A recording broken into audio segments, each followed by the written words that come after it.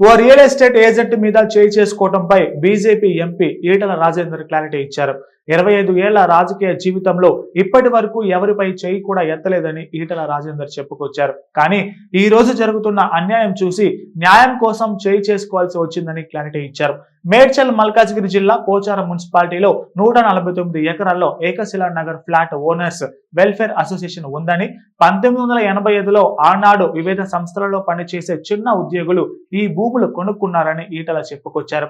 2006లో కొంతమంది real estate వ్యాపారాలు దొంగ డాక్యుమెంట్స్ సృష్టించి మోసం చేసేందుకు ప్రయత్నం చేశారని, కానీ రియల్ ఎస్టేట్ డాక్యుమెంట్స్ తప్పని కోర్టు డిస్మిస్ చేసిందని ఎంపీ ఈటల పేర్కొన్నారు. 2011లో మరోసారి కాజేసే ప్రయత్నం చేశారని ఈటల రాజేందర్ గుర్తు చేశారు. కొంతమంది అధికారులతో కలిసి డిపిఓ సహకారంతో ధరణిని ఆసరాగా చేసుకొని మళ్లీ భూములు కొట్టేసే ప్రయత్నం చేశారని ఈటల చెప్పుకొచ్చారు.